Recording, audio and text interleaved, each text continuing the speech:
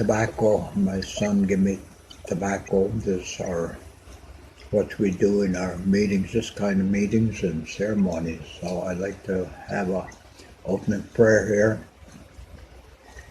Wabnung nikia ek mishomsak nakmasak wabnung nikia ek migwach kimisham minan kodingishik matsawin minan nesawin bish mijam minan wasiyak ma peachik ma pip kachunam neshin kagwa abmotajik prikayak koksayak katkinaponsak migwach minan bing ayachikoda mapi migwach minan danwandagnak migwach kyaba mapi aya danad magokpanega Keginwage Shawnon kia ek mission sak notmasak migwach kimisham minan matsawin minan kodingishik migwach Gishmong Gagonika, ek mission sak notmasak migwach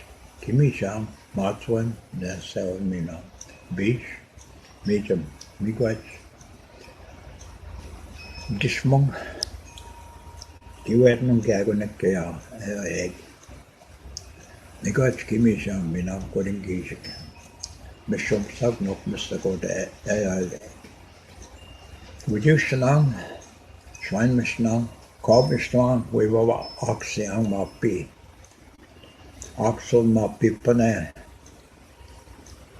Nitemgat Korbishnang Dash Wiwa Oxiang Kisen Oxid Wea Tamandwa Wawandus Wiwdap Matsit Imandam Kisen is a quite big one Migach Wapnang Migach Shawnonoo Gishmong Migach Minagiwetnang Migach haha. And I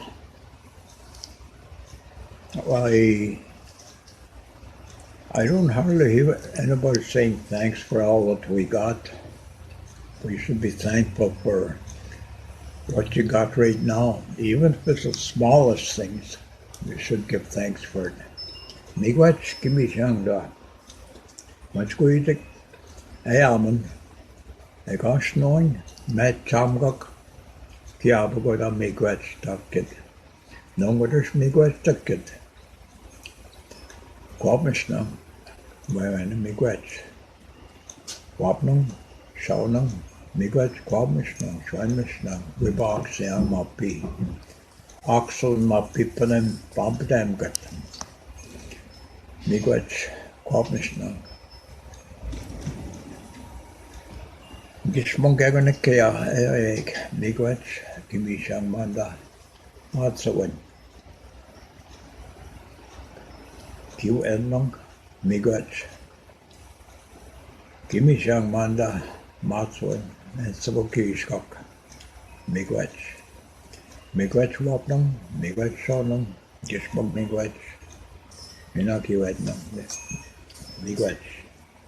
Young Ginseng quach migoya Manda, Widichka, Panegondo Dambo, Minakong Moji.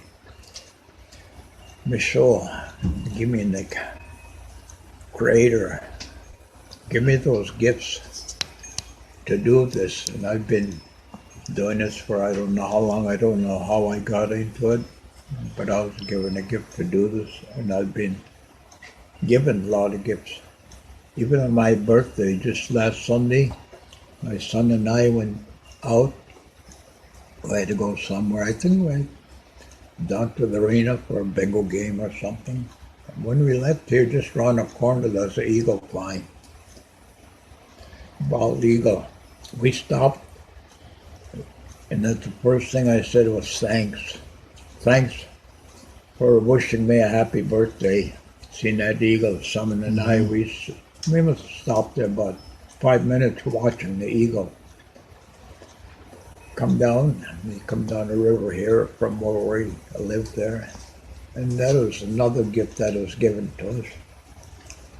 But the eagle coming by, all I said, Migwach, Kibuwapayan, Dopiskadong Gongi now. Thank him for wishing me a happy birthday. those kind of things, the gifts you pick up, it's up to the people to recognize those gifts. And once you do, you will be given some more. Me, at my age, I've been given a lot of those, and I pass them on.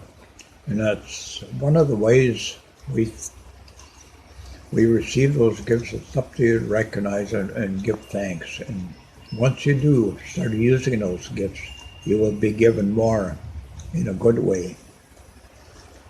Well, I guess that's about it. Pretty well covers everything. And every time I say a prayer, I don't cover only us, me, or people on our reserve. That carries on all reserves.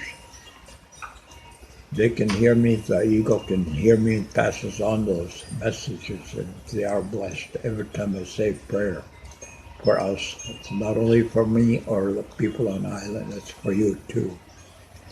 Miigwech, miigwech, miigwech. There were some people from one reserve there that's real close to Brantford that there was a set of twins that were there. And they used to come and get those two, or the twins. They used to take them back to, well, I may as well mention it, Ashwegan. Their mothers and fathers would come and get them, and they do their ceremonies over there. And I heard them talking about it, what they used to do, and then but so they got back to the yard, nothing that could be done around the school. But I used to hear them singing their own songs back up in a corner somewhere. They'd be singing and a little drumming, not drumming, but singing, humming their own tunes. But like I say, so the boys master heard anything like that, he'd go right over there and no more of that. And again, they'd get strapping for doing any singing or even humming about it. That was one of the things. But coming back, I come back when I was got out of school, 13 years old, and we had powwows on reserve here.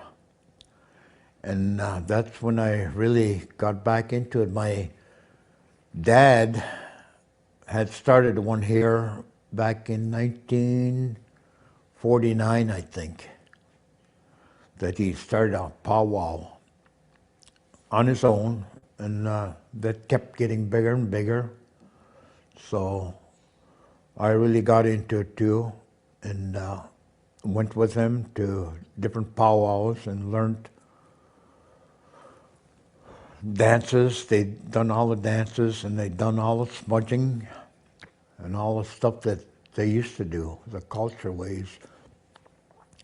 And I used to even sneak over to my grandfather's.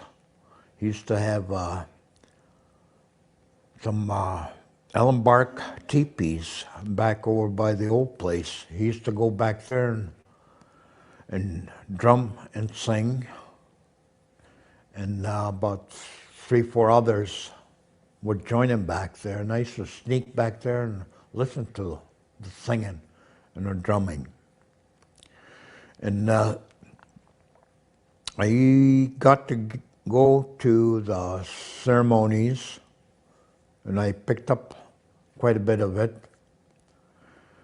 And the more I got into it, the more people came to me and started asking me if I could do some of it, which I did.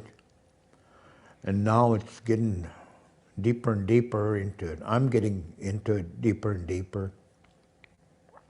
I do smudging. I do ceremonies here and there, and I'm asked to do a lot of these by my own people. Even people off reserve come and ask me. I do naming ceremonies too now.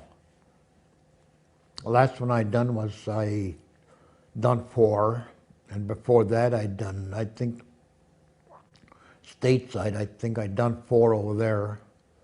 I was asked to do it over there, so I done that. So I'm real happy and I'm proud that I got back into it. And I'm teaching my younger people how to do it. There's certain times of the year that all these ceremonies are to be done. And those teachings are from the elders. I am an elder now, so called an elder. So I do a lot of these, and a lot of the younger people are coming back to me and asking me how to do this and what time of the year. So I'm handing it down, and I hope this gets out too for the elders to be teaching their young ones the culture that we lost. I don't say lost, but it's not lost. It just has to be rekindled, has to be brought back again. And I think a lot of the elders know that, but I hope that everybody out there that knows a little bit about it anyway, to teach the young ones. And it'll come back. I know it'll come back. And it's getting bigger and bigger too. So people out there, we can help them. We'll be back. I know we will be back. And it's all across Canada too that it's coming back, and we're all proud of it. So stick with us, we'll get it. And about culture, I guess we lost a lot of it. Like, we didn't lose it. Forgotten. It just has to be rekindled. I know it's out there. So a little bit, I guess. That's about it, I guess, for that. 3, 2. Yeah, religion, like when I got to talk English, the minister over there was Mr. Snell. He was a principal and a minister. And all the boys, my side of the school, they'd ask us if we were baptized. And all I could tell them is, I don't know. I didn't know at the time whether I was baptized or not. But he said, okay, if you're not baptized, we'll baptize you. So, which I did. I was baptized in Mohawk Chapel. I was baptized and I was confirmed there. And going to church twice on Sundays and all that, we had to learn the Bible. And I mean, learn it. And when I was confirmed, I think I was 9 or 10 years old. I was confirmed. I was taken to another religion, my culture out. So that's the way they looked at it. So, and I think most of the kids, they just automatically baptize them, whether they're baptized or not, because half the kids didn't know whether they were baptized or not. And I think most of them weren't baptized, but I didn't know. But I found out later that I was baptized on the island, way back when, which I didn't know about. So I went through that, went through the Bible,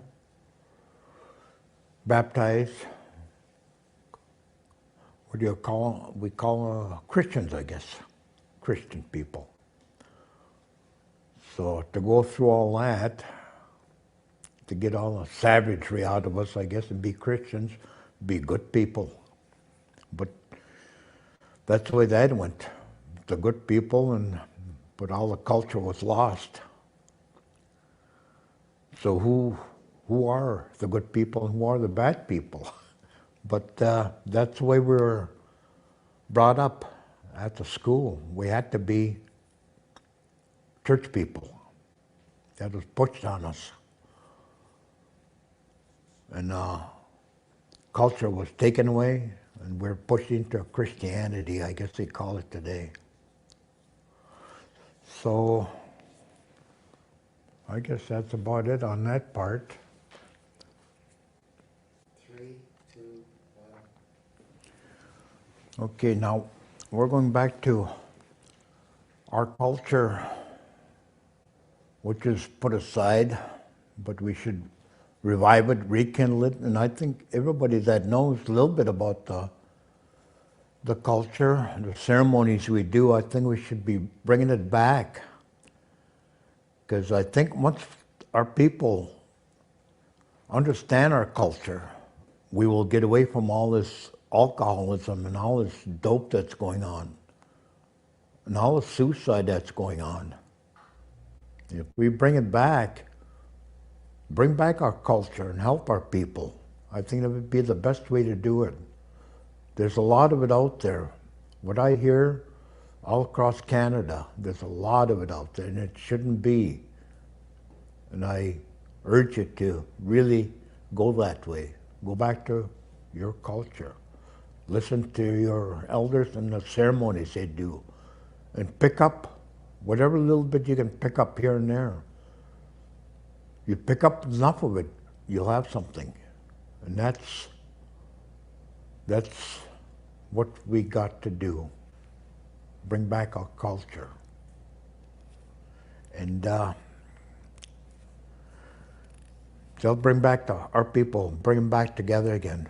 They'll bring love into the family, to the community. That's what I think we should be doing right now. We can't say it's too late. People always say that. It's too late, I can't do this, I can't do that. It's never too late for that kind of stuff to come back, our culture. We got to do it. So that's what I'm really pressing for. So I wish we'd all go back to it. And So 3. yeah, after I done the mush hole, 8 years, I was 13 when I come out. And I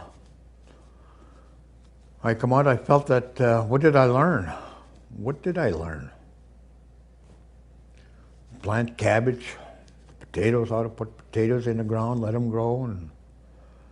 And when I come out of school, my grandmother she had a day housework in stateside, and the person that she worked for had a cottage across from the reserve here, so she got me a job with him.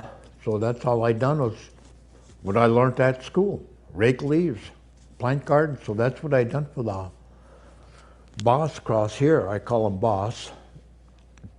And just happened that he had a welding shop down in Detroit, and he told me that I could go down there and do house cleaning, dusting and all that around the shop, push a broom, because that's all I learned at the mush hole.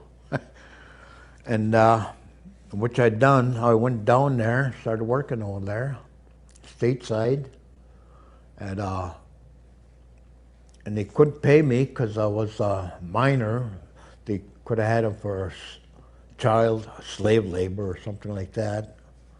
But he paid me underneath the table. I think at that time I was made about 60 cents an hour. That was my pay up here. And that's where I started from, to work with the welding machines over there. After a while, I got to be old enough that he paid me, put me on a payroll, and Got it. I was with him for about 7 or 8 years, I guess. It got me going, and by that time I was about 20, 19 years old by that time, maybe somewhere in there. And there was a lot of jobs over there, but I learned by the jobs they had there. Welding machines, I got to learn how to weld, cutting and all that, anything to do with welding, cutting and welding. Pretty soon he had me tearing down welding machines, repairing them, and then I got to be a truck driver. After that, I was dispatcher for a while. I drove the city for about 8 years down there, so I got to know the city pretty good. So I was dispatcher for about 5 years. And altogether for that one fellow, probably worked about 27 years for him, the one fellow. Then at that age, I think I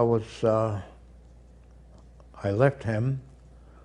I went to work down in Sandusky, Ohio for about a year and a half. New departure ball bearing division down there for General Motors. Then again, I started coming back home, back and forth, back home every weekend. Pretty soon, the fellow at this end, he said, "You don't have to be doing that." But I liked home. Home was home. So the fellows gave me a job down in Algonac here. So I started working there for about a couple of years, 2 years, which was across from the reserve here in Algonac. And then from there I went back to Plymouth Motor Car, Chrysler. There was a fellow on the island here that owned a cottage. He was a superintendent down there, so he wrote out, he put his name on a whole bunch of application forms, which anybody on the island could get a job over there. And I mean anybody. I seen people over there that couldn't even sign their name and still got a job over there at Plymouth Motor Car, Chrysler Corporation. A fellow couldn't even sign his name. He got a job there. So that is good. So I lasted, they put me on assembly line for about, I was there about 2 years, I think. I think 2 years and 2 months. And the fellow that I first started working for in Algonac, he wrote me about 3 letters. So the last letter, he guaranteed me a lifetime job. He says, "Come back, work for me. You got a lifetime job here," which sounded good. So I went back and started working for him again. So altogether with him, I must have been probably about good 25, 28 years with that one fella that gave me a job through my grandma. Grandma gave me the job. Which any of the work that, any education I got from the marshal, I never used. Never used. Worked.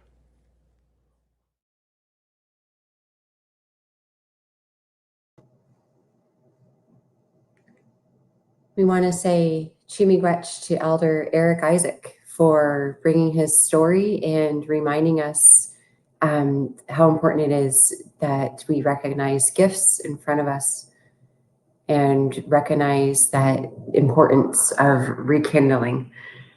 So Elder Eric Isaac brings us his the greetings and his Thanksgiving prayer, and also some of his story from Bikejunong territory. And we want to acknowledge the space here today that Grandmother's Voice is providing us, and being able to listen and continue. This is day 3 of learning from the medicines of residential school survivors. So we want to welcome Darlene and Bev and Tony. We'll give you an opportunity to introduce yourselves and bring greetings, and then we'll introduce our youth, Daisy and Shaawnonoo, that are part of today. So we'll start with you, Darlene.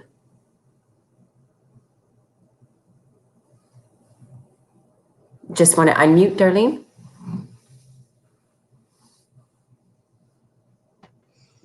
Sorry about that. I'm Darlene LaForme. Grew up on the Six Nations of the Grand River. I live on Mississauga the Credit now. Been married for 45 years. I have 5 children, lots of grandchildren and great grandchildren now. I am raising a great grandson right now. So I've had a lot of different experiences in my life. And I think one of the most important things to me is my family, is being able to have that time with my family. And I think that as one of the things that I've taken away is that family is very important and that you need to spend as much time as you can. Even though I've had areas in my life where I've probably took a lot of time in making sure that I was financially stable. And I think that I always wanted stability. I always wanted to know that I had a place to be, a place to live. My kids were taken care of. I was taken care of. And I think when I put my family first, I could always put everything else on the back burner. And as long as I was taken care of, and I think I've always taken care of my health. So I've always tried to maintain and continue learning on how to be healthy, how to mentally, spiritually, physically, and emotionally. So, and as in my education has gotten me to where I'm a social worker, so I'm also instilling those skills in other people. So it's something that keeps going, so it doesn't just stop with me. So I remember my children learned about residential school and then they came home, actually my grandchildren, and they came home and they were talking about, oh yeah, when the people got in there, they got beat, or their hair got all cut off, or they had all this lice, and or they would put stuff in their hair, these chemicals. I said, we had that stuff happen, but it wasn't as horrific as what they were learning. I said, throughout the years, things had kind of got more humane toward us. So what they were learning was probably the very first contact on how things were happening, and learning about some of the things that happened to a lot, because there were so many residential schools and so many different ways people were treated, whether it was in a good way or a bad way. And I know that not all the stories are good and not all the stories are bad. There's always a mix of all that's going on. And so I think that as long as, for myself, I keep remembering that that that although that all happened, I have to be able to take some of those teachings and whatever I learned along the way, whether there's things that hurt me, and how to apply it so that I no longer carry that hurt with me, and I don't put that out on anybody else. I'm not going to put out and judge somebody if they're not healing, if I don't think they're healing. They might think, well, this is how I manage stuff, but it's not up to me to say whether it's right or wrong. It's up to me to live my life in a way that people can look up to me and say, yes, she was a good person. And I think I have that right now. Bev, you have anything to share? I'd like to say that I'm Beverly. I have 4 children, a daughter and 3 sons, and 7 grandchildren and 2 great-grandchildren. When we were in residential school, because we went to Mohawk Institute in '66, my mom always came every month, because there was children there that never saw their parents for a long time, or they didn't even go back to the reserve. They went wherever when residential school closed. And when it closed in 1970, Darlene and my other sister, we were put in a foster care with a woman and that I was 11, and I stayed there till I was 15. And then when I left there, I went with my older sister for a year because I went to Waterford High School because my mom didn't have a house then.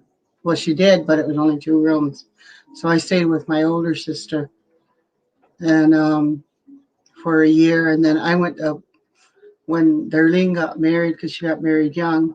I went back with my mom for 2 years.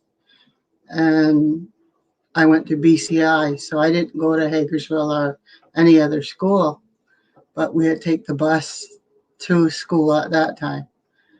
And my mom, she never had any brothers and sisters. She was the only child. She was in residential school herself. And she used to tell us to not judge people. And if you get angry at someone or upset, forgive them and go on with your life and not to hold grudges. And so that's what I tell my children, because I was taught when I was younger that children are to be seen and not heard. I don't agree with that. When I had my children, I let them talk. That's why they're very outgoing now. They can talk, and I allow that. And my great-grandchildren, they're more outgoing because they've been allowed to talk and to be children. Residential school, it reminds me of being in military, because you have to line up to go to have meals, boys on one side, the girls on the other. And then my brothers, we got to have dinner with them on Sundays. We sat together, but we really didn't talk because in residential school, they put so much that gets you try to fight with other people, even your family. And I don't agree with that. I think that you should be able to talk to each other. And I feel that children should be children. Don't grow up too fast. We were taught chores. One of my chores was to clean the stairs, but I had to use like bleach and chemicals and a toothbrush. So when I had my own children, I used to do all my housework at night. Now I'm not as bad with cleaning, because I realize someone's not going to come in and inspect my house, but it's a way of thinking, because that's what we were taught in residential school. We got to play outside, but I like to be playing by the trees, because to me trees were a shelter. Plus, for me, it's calming. One of the things I do in the summer is to make flower garden and grow vegetables, because I think that's to help us even in the future. If we learn that, if no one teaches you, you got to learn somewhere. And I used to go to like Pine Tree and the native centers, and they would teach us things like that. I had to learn how to be a parent, because if we were bad in residential school, we got the belt. And that was how we were punished. And I with my older children, I used to give them the belt. But my youngest, I never did, because I realized that doesn't help. And that it hurts her feelings too. Okay. Tony, if you want to share now.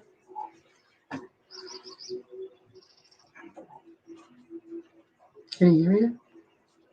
You got to unmute, Tony. Hello, can you hear me now? Yes. Hi. I just want to add a little bit of my Thanksgiving address, and it's a very, very brief version, but it's something that I've always done with my daughters. So I want to try to bring up a picture of them.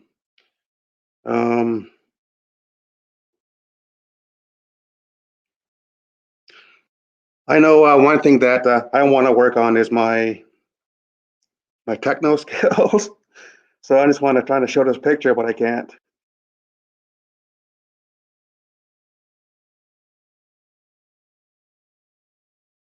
Anyway, so I just want to give thanks for Mother Earth and all the things that are taking place, the situation that we're under now, and to give thanks and praise to my sisters, my daughters, my wife, all the life givers out there. I want to give thanks and prayer to the veterans who sacrificed their life for our freedom. I want to give a prayer to those who are behind bars. So many times they're forgotten about. They're not forgiven. I want to give thanks and praise to all those gifts out there. As I look outside, I can see a tree, and it's going through its changes for the winter time now, but it's going to be in a full bloom in 2 or 3 months, 3 or 4 months.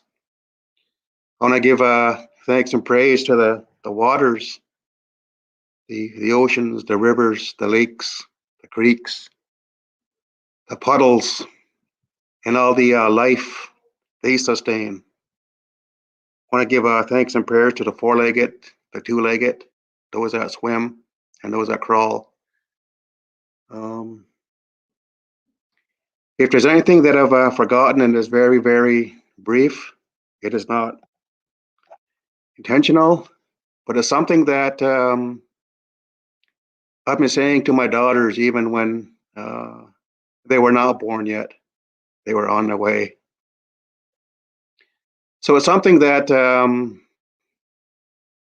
they know. And they both know the language too. So I'm really, really proud of that they're able to say those words in our own words. Just to touch on briefly, my youngest daughter just won a a scholarship award for fast pitch. So what it was in the past few years, there was about maybe 12 kids throughout the province who were recognized. So we were able to meet on a Zoom meeting about 2 months ago, and my daughter opened first. So she didn't tell us what she was going to say, but the first thing that she did open with was our Thanksgiving address in the language. So it was really a proud time. All those things that they've been taught were things I was not taught. I was not able to say, I love you, I forgive you. But I picked it up. And then again, I give thanks and praise to the language keepers, culture keepers, those who are still advocating for us, who are fighting for us. We are still here. So briefly, what I want to do, I've always thought about this when I was asked to give out presentations, and it's something that for me, I know it's a skill. So one thing I want to add next is some of the words that I've picked up. So I just jotted down. So maybe I'm going to do things a bit backward here first, meaning I'm going to say those words, write down, and then because for me it's about healing. For me, it's about always learning something every day.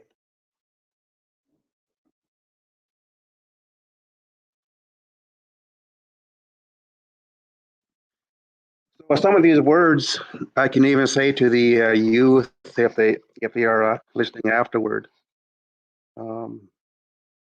Just maybe 12 things I just want to say, and they are brief too. So things such as the way I've done. So any words that can be that I say, it's something that's worked for me. So the words are to let go, to forgive, to move on, be yourself, to love yourself, open your heart, speak your truth, feel your feelings, to trust the universe, learn your lessons, own your own bullshit, return to innocence, follow your own way, expand my own awareness.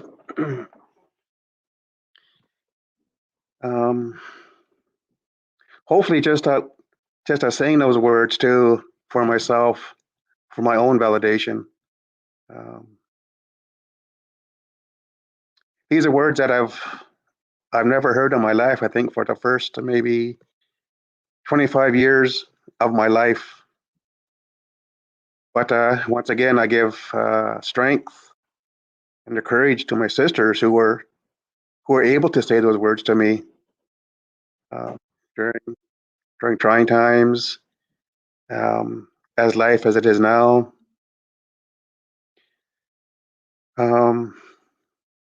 So I'm a son, I'm a brother, uncle, I'm a friend, a husband for 30 years.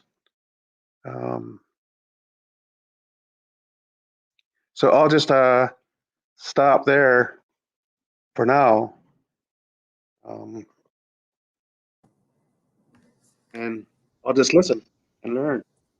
Yeah, well, thank you.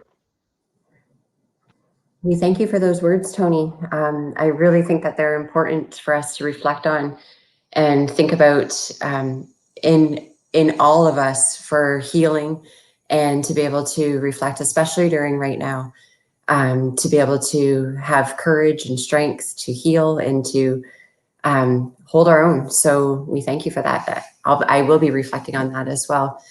Appreciate you offering your Thanksgiving address that you share with your daughters every day as well. And we have two amazing youth that are here with us today, Shawna and Daisy, and they had a chance before the pandemic in September of last year to go to the Woodland Cultural Center, and they had a chance to learn and listen to Darlene share her story in person. And we are so honored to be able to be here together with the three of you today as a family, sharing your story, not only for these two amazing youth to learn from, but youth everywhere and educators as well. My name is Courtney Gore, and I work with the St. Clair Catholic District School Board as an Indigenous education lead. And I'm so fortunate to be able to know these two youth that are sitting with us today. And they, as Eric Isaac said, having a chance to learn from your elders, having a chance to learn from your family. And then, as you said, Tony, as well, having a chance to learn the things that you didn't have a chance to learn and you're learning now today. I'll give a moment for Daisy to begin and introduce yourself, and Shaawnonoo to go right after. And then we have these two great girls that are going to be leading some interview questions for the three of you, Darlene, Beverly, and Tony. And we also want to thank you and Darlene for starting us off and sharing in the space today, and sharing your story and your family, and Beverly as well, sharing the changes that you've made throughout raising your own children and the things that you want to do now for your children. So Daisy, I'll let you begin.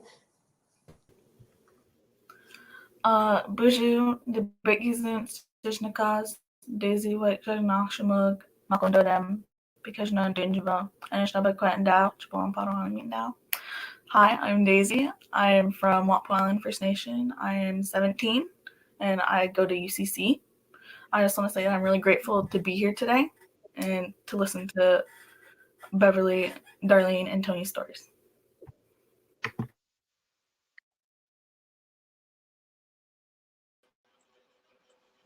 Bonjour, Shawno Indigenous Cause, because Shawna Donjabal and Ishabayanda. My name is Shaawnonoo Altman. I am from Walpole Island First Nation, and I am a grade 12 student at UCC. And I'm very thankful to be here today with everyone. And I want to just let everyone know with these two youth, they've made so many changes in learning in their school. They're in grade 12. And through the work that they've developed with their leadership group at their school, Kidman Shingwak, they're able to lead change and create understanding with staff and students across their school and across the board and in the community. These two awesome girls are part of that group, Kidman Shingwak, who lead water walks for their whole school and bring in elders and knowledge keepers to be able to not only teach themselves, but teach others. And so having the space to share with the three of you today, Darlene, Beverly, and Tony, we'll all take away an opportunity just to listen and learn and continue to create opportunities for others to learn too. Daisy and Shaawnonoo, do you want to say a few words about the tobacco that you're holding as we listen to these stories? And then we'll get into your first question for Beverly, Darlene, and Tony to answer. When the girls have questions that they're asking, we'll leave it up to Beverly and Darlene and Tony. We'll leave it up to you to decide who's going to begin the answer to that question. And then the three of you can chime in and just one after the other and add to each other's ideas on the answers to those questions. So Daisy and Shaawnonoo. We offer this tobacco today as we listen to your stories. We will hold on to this tobacco and offer it back to the earth.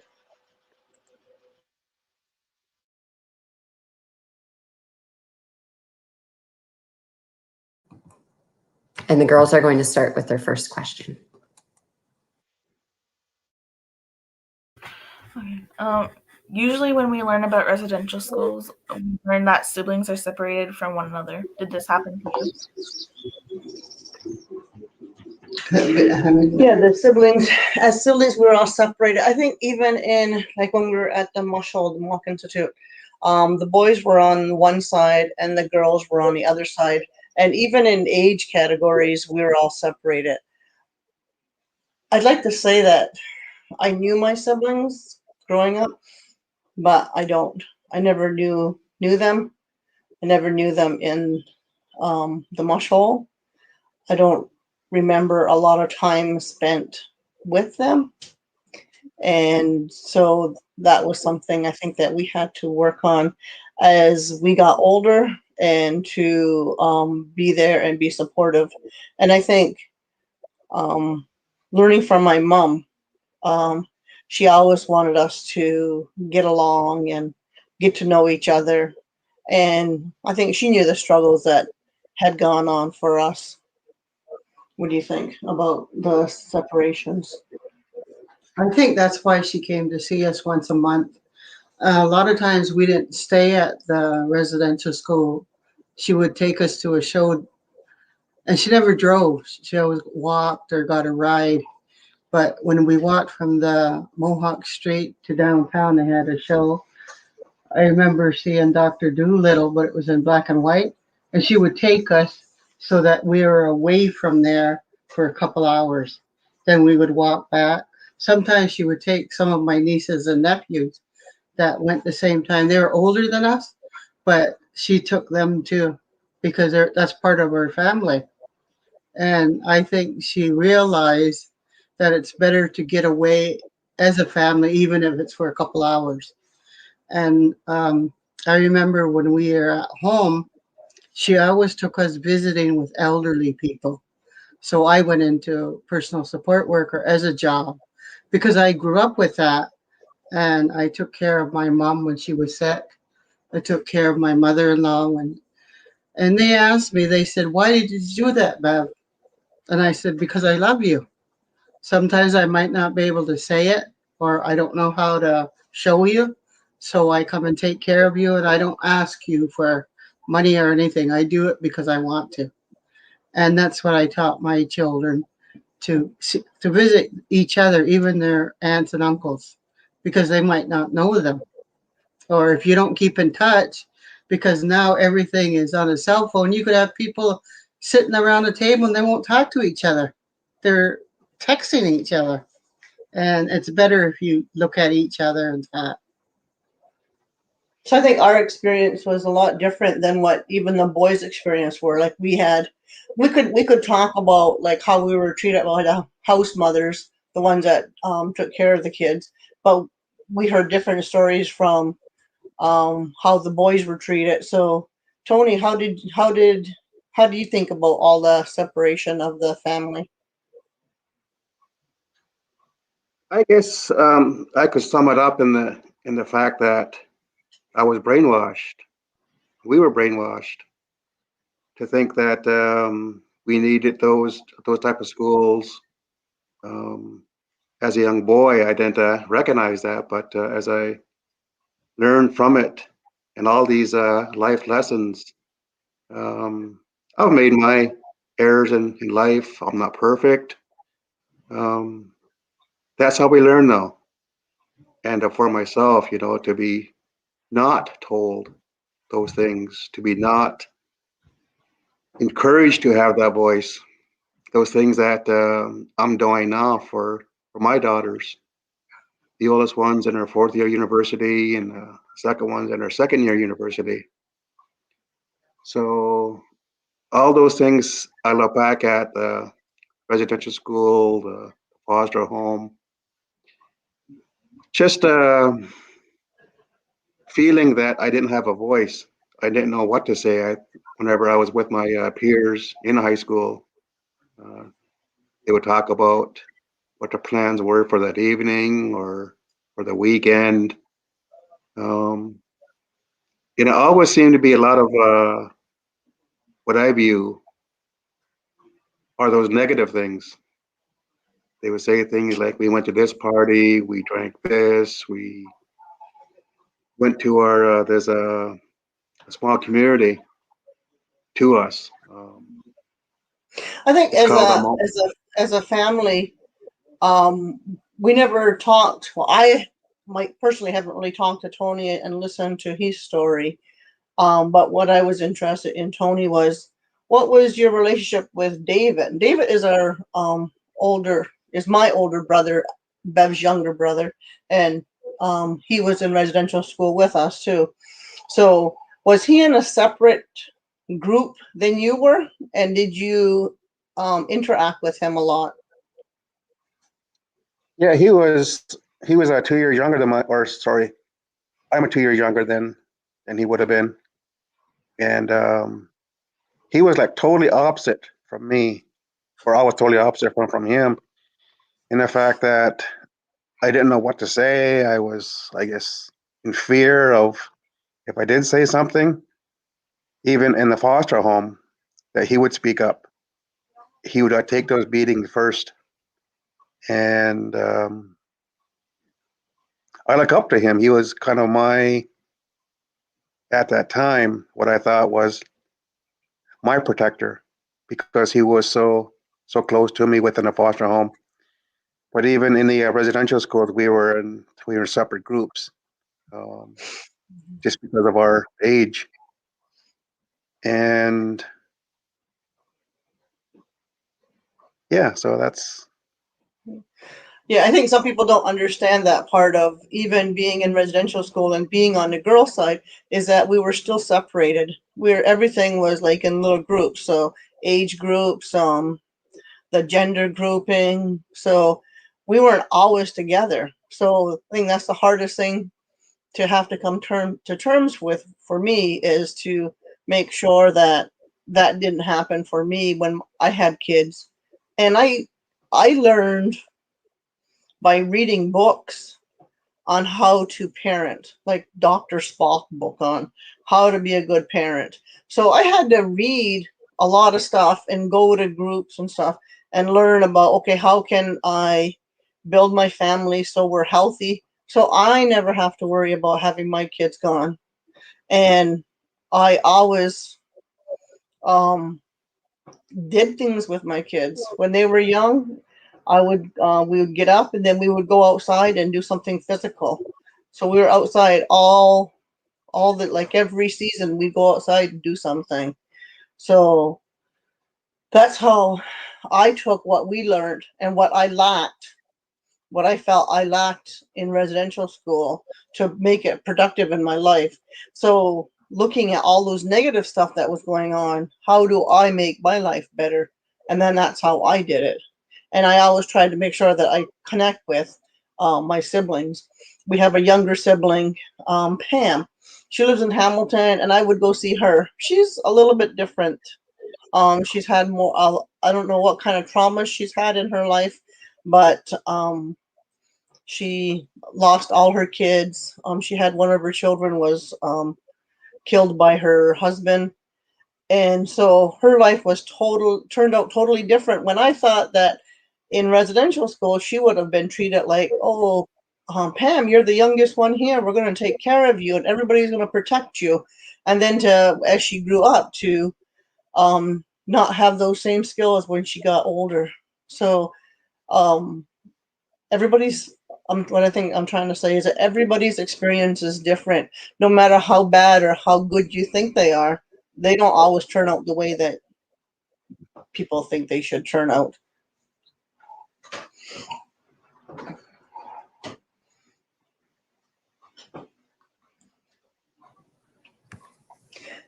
Did you girls learn about the effects on the children as being separated in your schooling? No? I think it's good when the residential school survivors tell their story, because even though they were at the school at different times, and like me and Darlene were there the same time, but we have different experiences and we have different reactions to things that happen to us. And we had to go to the Mohawk Chapel for church. We had to walk in a straight line, the girls on one side, the boys on another. But that was for religion. They didn't want us learning anything else. There was a lot of girls from up north that knew their language, but if they spoke it, they got the belt. And so that's why they got into groups and talked when they were on a playground where they could be themselves. Like I remember waking up one night and these girls had just come up from Shaawnonoo up in Quebec. They had just got to the school and I could hear them crying at night because they wanted to go home. And then I knew how fortunate I was to have my mom visit us, even if it was only like once a month. At least she came and visited us. Some people talked about when they were in residential school that they never seen their family. They never even seen their family during like the Christmas break or the summer holidays. They stayed at the school. I never ever thought about what happened to those kids that didn't go home, what they did when they were still at their residential school. So I think in some ways I can see how fortunate we were that we still maintained our connectedness as family. And our lifestyles are different, but there's a lot of similarities, and where we find that our family is important. Raising our children is important. Raising our children in a good way where they realize that connectedness between them is really important, and to be supportive of each other.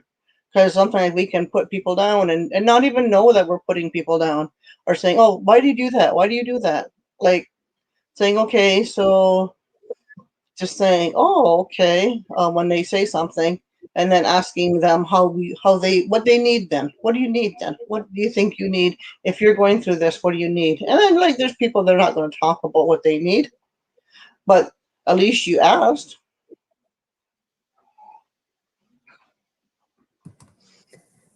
We thank you for sharing those connections and understanding really about the impact of siblings and how every even in one family, how every sibling would have a different experience, and the importance of being able to, the three of you being able to share your different experiences and have our students and all the listeners, educators, students, families learn from that. We thank you for that. So Daisy and Shaawnonoo have additional questions as well. And Darlene, if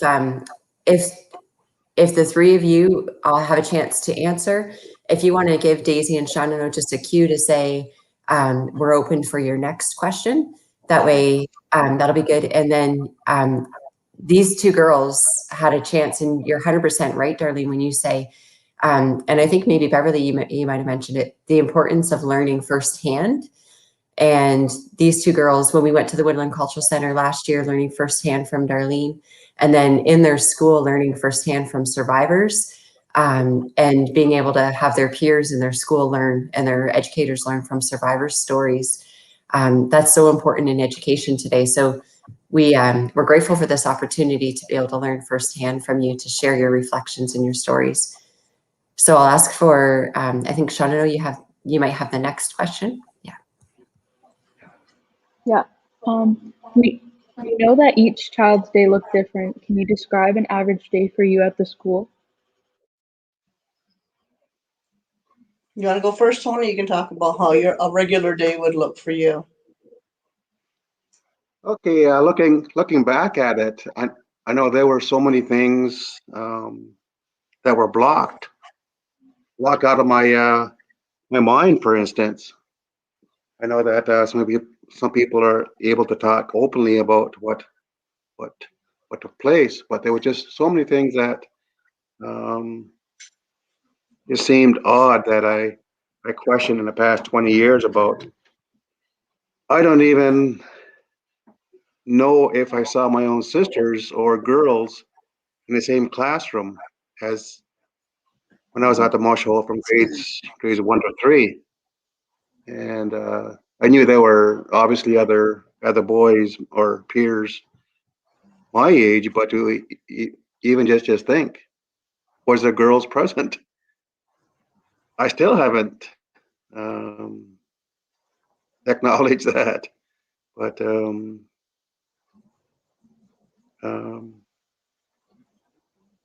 I'll pass on that for now. Sorry, Stacey. So a typical day. I think my experiences were a bit different, in a sense that after I left, I joined the armed forces, and I got to find out that there's so many of our people who did go to residential schools in the States, here in Canada, and Australia, where they had the same kind of system, that I seem to excel, and I did join the military, and 3 or 4 years, saw action back in 1991 in the Persian Gulf. So when I came back, I was able to always talk to the veterans, and I was just in awe by their story of what they could think about what they had actually shared, all the traumas they had gone through. So to look back at it and to think about, I think one of the most key factors is their mental health. To take care of yourself, not that mental health is more important than, say, your spiritual, your physical, emotional. But even if you are feeling whatever feeling that you feel, are you able to talk to someone about it? Whether it be a family member, whether it be a counselor, whether it be an elder, whether it be, you name it. Whether you're able to write a song, do art, sweat it out. Like for myself, I thought my outlet was to run. I would say to myself, I'm just going out for maybe a half-hour run. And it felt so good that I just ran for like maybe over an hour. And that was almost every day. I wish I could get those days back, but I've found alternatives because I have bad knees now. So I give back, volunteer where I can, and I'll stop there for now. I remember in being at the mush hole is getting up when we had I was in the lower, oh no, I don't even know, junior. So in our bedroom was like, it was a one floor. There was about 9 beds on each side, double, and they were bunks. So in the first year, I remember being at the back of the residence and being on top bunk. And then at the end, I remember being at the front and being able to look outside. And in the morning, we would get up. We'd have to make our bed. We'd have to tuck it in and make sure it was all straight. The washroom was, we had to line up to use the washroom. We had to go and brush our teeth or be able to go to the bathroom. At night, I think we had baths. At night, when I would go to bed, I could look out the front window because it had a great big, like a big picture window. Look out the window and be able to see the people that were doing the cadets and seeing them marching up and down the laneway. And then when after we got through brushing our teeth or going to the washroom, we'd all have to go downstairs into the playroom, which was on the basement, and then we'd have to line up again. We had to line up and then go to the dining room, and then you line up and go to the dining room. You sit down at your spot, then you line up and you go through and get your food in the kitchen. Everything was like gallery style. So then you had to get your tray and you had to get your bowls and stuff, and then get your whatever you're having for the day. I remember mostly like oatmeal or whatever, and then go sit down and eat. I don't remember there being a lot of talking. It was probably like, okay, you guys got to sit here and eat your food or whatever. And then you line up, and then you line up to go back to the playroom. And then you line up, and then you go to the school. When you get to the school, there was a flagpole as you go into the front doors. And you had to stop and then turn toward the flag. And then you had to put your feet together, put your arms at your side, and you had to stand at attention while they rose the flag. And when the flag came back, after that was done, then they told you, okay, now you can face the school, and then you can spread your legs apart and put your hands behind your back and stand at ease. So it was like stand at attention, stand at ease, line up. So it was very much regimented on how you had to do it too. And then you went into your classrooms. When Tony talked about boys and girls, I don't remember boys and girls. I remember there must have been boys in there because I remember boys in the hallway and stuff. So must have been boys and girls in a room. But I don't remember it being a noisy classroom like some classrooms you see where people are disruptive and whatever. I don't remember any of that. Everything was just like you learn. I remember like when they talk about having glue and you have that paste glue and some kids would taste it. I remember stuff like that. But to remember specific people in there, I don't remember that either. Do you? Not with, I don't remember them making crafts. We just listened to the teacher, or she would help us and say, if you're doing math, work on this book. And then if you need help, ask. That's all I remember from the classroom. I remember going out for recess, and we had from where the boys, the mush hole was over here in the school. Well, the mush hole's over here, and the school's over here. And you could only go as far. There's a driveway beside the mush hole, so you could only play as far as there. And then it was fenced off, so you could only play in there. There was a garden beside the school, behind Canon Zimmerman's house, and you weren't supposed to go in a garden. And I remember us going to the garden sometimes and trying to go get some carrots or whatever, but not being able to go back there. So when people go out and play, like kids will play, they usually get balls and stuff. I don't remember really getting balls out and playing with it. So I remember in the playroom downstairs, it was like one huge room. had like, and it had pillars, like the foundational pillars. I remember 4 foundational pillars, and at one end of the room, up high on a shelf was a little TV, and there was some chairs, the metal chairs with the wooden seats, some chairs like that. You could sit there and watch TV. So I don't think we never got into watching TV, but you could go ask the house mother for like a skipping rope or balls or whatever. I remember going outside. When you came outside, the girls like to play around from the basement and coming out to the outside.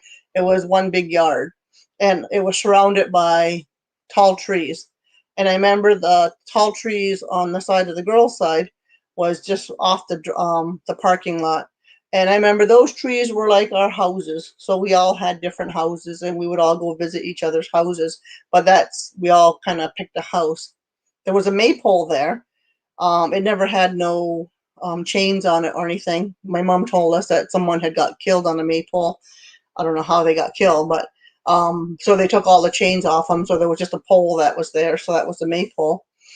I remember playing as kids, lining up along the edge of they had an orchard there too. We couldn't go in the orchard. It was all like, even when the apples were out there, we weren't allowed to go in the orchard to pick any apples. So I remember lining up there though, and we would line up on each side and play Red Rover or whatever kind of games like that. And I remember there being swings. I remember swinging so high one time I fell off and I knocked myself out. I had to be taken into the infirmary. And I remember there being mops outside the door. When you came out the door, there was rag mops. So I remember using those rag mops as dolls, and I would take the hair or the string on them and I would braid them, and that would be a doll. And so that was our doll. I don't remember getting pretty little dressed up dolls and stuff like that. So that was our dolls. So we found a lot of toys and stuff, a lot of things we were using nature. Nature was our toy. But I don't remember for myself, I don't know about Tony or Bev, they can talk to this about whether, I never remember really playing much, like playing Red Rover stuff with everybody. But I don't remember when I played, I would usually play by myself. And if you went behind where you came out the back door to the playground, it was a cloakroom as you were coming out. So behind the cloakroom, there was a little space inside the wall. I remember going back there and just sitting back there when I wanted quiet time. So I think even as a young kid, I always spent a lot of time in solitude. So I didn't engage with a lot of people. And that kind of went on in my life. I didn't try to look for people to, oh, I want to spend time with you and talk to you and everything. It was like, I'm okay doing what I got to do. And that's how I live my life. And then I had to learn that it was okay for people to come into my bubble and talk to me, and being able to slowly take time to tolerate people coming into that bubble. What do you remember about the daily life of? Okay, when we first went to residential school, you couldn't use your name. My number was 66. We had a cloakroom where we put our clothes, but it was with our number, so we knew those were our clothes. If you got in trouble, they would call you by your number, not your name. And so all the time that when I was at residential school, that's how I was called, was by my number. And I had the same number all the time I was there. But I was a junior too, and I slept on a top bunk. My sister, my younger sister, I remember her going to the bathroom because it was right near the bathroom where she slept. But she would come back and try to go. She would go to the first bunk bed. It didn't matter if it was hers or not.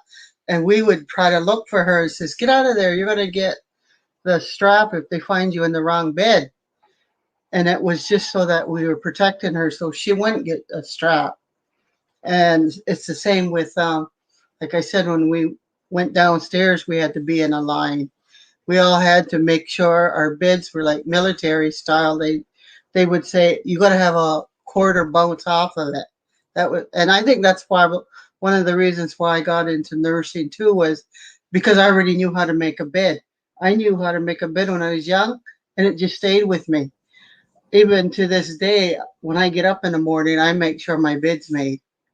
Because even though nobody would go in there. Well, my husband goes in there, but anybody else, I know my bed's already made. And going downstairs, they would say, go to the bathroom before you go to have breakfast. So we'd have to line up and go to the bathroom, and then we get in line and go down to the dining room. But with the dining room, it was like, I remember Darlene sitting with me because we were around the same family all the time. And then we had other girls, but we didn't really talk. We just ate. And I remember them saying, make sure you chew about 30 times before you swallow your food.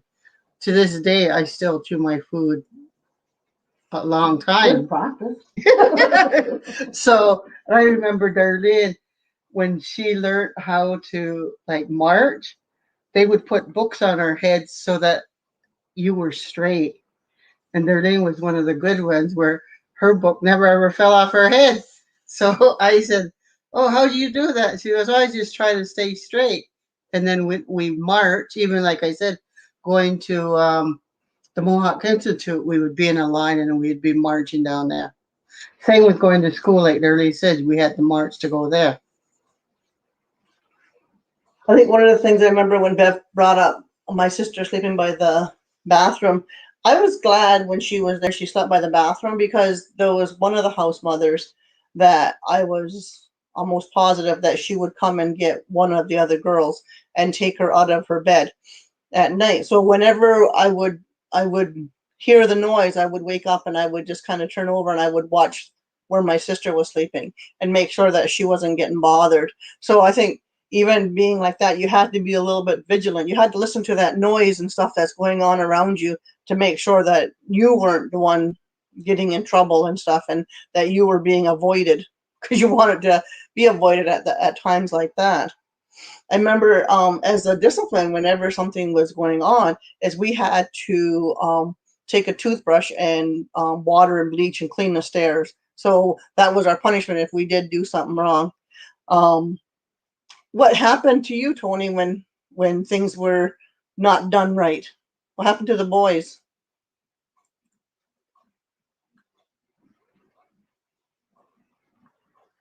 You gotta turn your sound down now, Tony. Okay, can you hear me? Yes. Can hear your mouth, see your mouth going.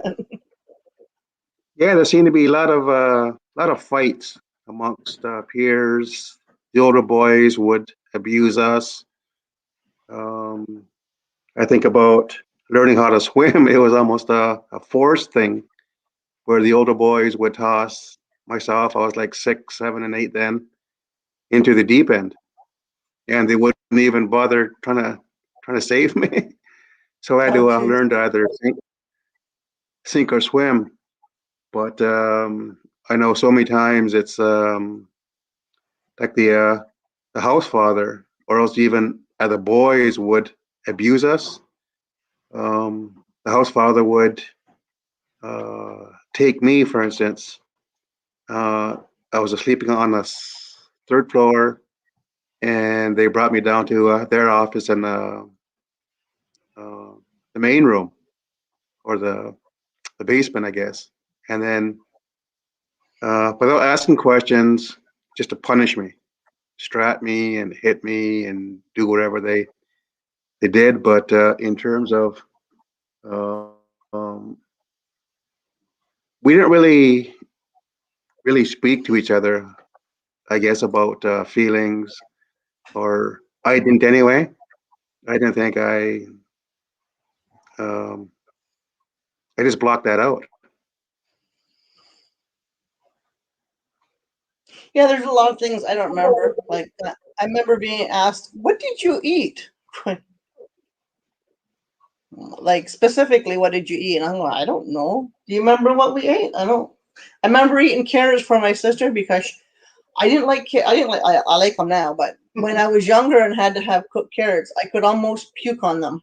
So when my sister wouldn't eat hers, I said, give me your cooked carrots and I'll eat them for you. And I would eat them for her so she wouldn't get in trouble. So being protective of making sure that she didn't get in trouble, and then doing whatever needed to be done. So if anything happened, I would get in trouble.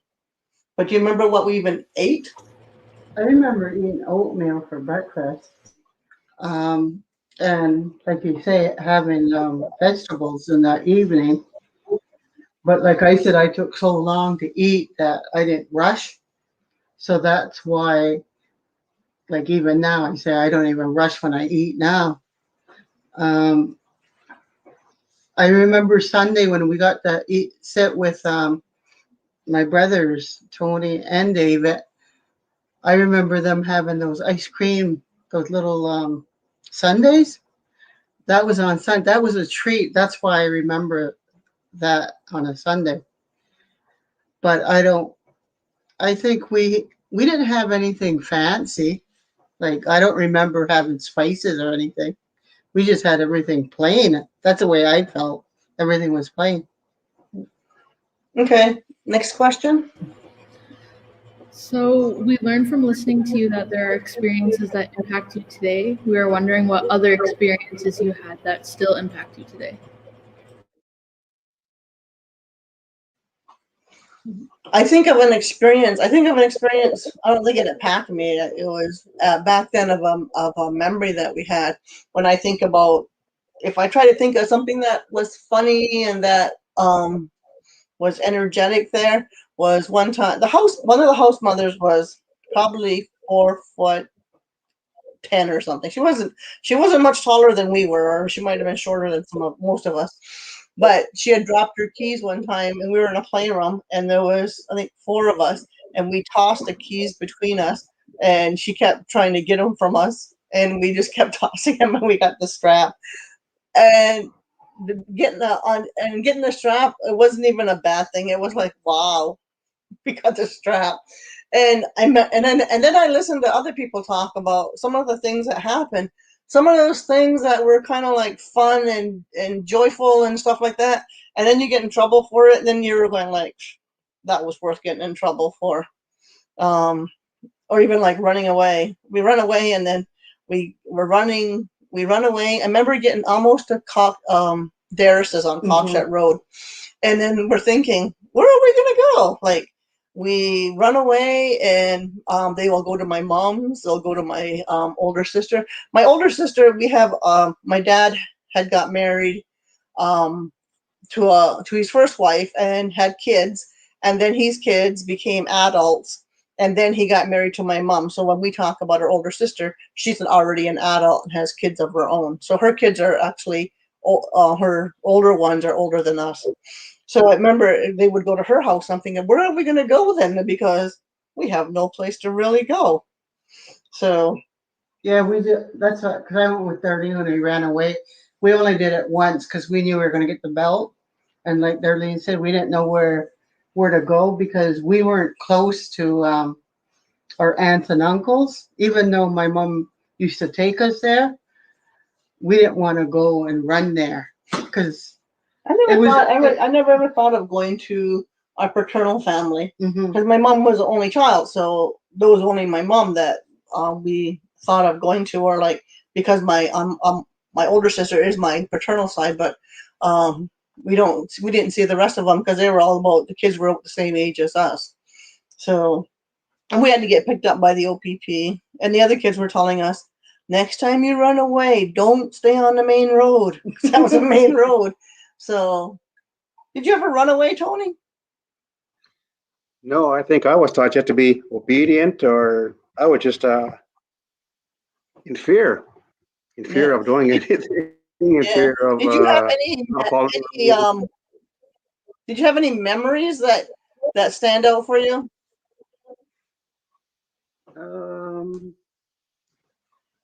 I think basically what it was all the things that did happen to me in a negative way. I learned to learn from them, to not pass it on to my children. Like for instance, although we were strapped, we were beat up by staff and other peers. I think I can only think about maybe only once that I would just like pushed my daughter to encourage her to do something. Well, not in a mean way, just kind of like, come on, let's go. So all those beatings I took, all the abuses, spiritual abuse, mental abuse, I've learned from them, but even just to appreciate whenever our mother did leave after a visit, I would go to the very top floor and watch her walk out, and that's about maybe 7 o'clock on a Saturday or Sunday night, and I didn't know where she was going. I didn't know. Maybe I had those feelings of abandonment, but since then I've dealt with it, and she did the best that she could with what she had or didn't have, like say access to a vehicle to get her license. Um, so there were just so many things that I learned not what to do now, to learn a different way, and that the cycle of abuse starts or did stop with me. I think when you talk about fighting, we had to fight. They would pit us against each other, and a lot of times it wasn't just like your age, but sometimes it was like, oh, we want Six Nations to fight against the Crees or whatever. But so one thing I think it taught me was like, oh, you have to stand up for yourself. You have to stand up, and so I was always willing. I don't think I ever did anything to be physically strong, but I was always kind of held myself up, I guess. I held myself up because I know when I taught my son how to put his shoulders back and hold himself up, he seemed a lot more stronger, and people were like, "Oh, you stand up, and we're kind of afraid of you." And then people will talk about, "Oh, Darlene, I wouldn't fight with you." I'm going, "Why would you fight with me?" That's just how you look, because you don't look like you can take care of yourself. Well, that's a good thing, but not that I need it to make people scared of me either. So, could you think of a memorable experience for you? I remember Bev used to lick her lips and pick her lips. So they had these tubes, like the piping, like plumber's piping, and they cut it so that it went above her elbows, and they taped it on her so that she would learn to not pick at her lips. So it was hard for her to do anything, so she had to have people help her if she wanted to go do something. But well, it did teach me not to pick out my lips. Even now, if I get pimples, like really if I get pimples, I try not to pick out my face, because I remember when they said, "Look at what happened when you picked at your face and you got all chapped and you didn't look very nice." So they made sure that somebody else fed me. And then I realized if I don't pick at my face, I could feed myself. But that was a negative experience. A happy experience we had was we got to play with jacks outside, or marbles. That was or sometimes we would find glass, colored glass, and we would use it. stones. Yeah, we would make our own decorations. That's a happy experience. Another sad one was the ones from Six Nations. I remember us crawling under a table and crying because we had to have time out, and we felt like crying, so we cried together. I remember that. And so I thought that taught us at least to show our feelings. Because in residential school, you weren't supposed to hug your sister or anybody. That was like, no, you can't touch anybody else. That was almost like, okay, oh, you're gonna hug somebody. What is your intention for hugging them? And they always made it almost like a sexual innuendo that if you want to touch somebody or if you want to be near somebody, it had to be sexual. So their perverted minds affected how everybody could be affectionate to each other in a supportive way. Okay, next question.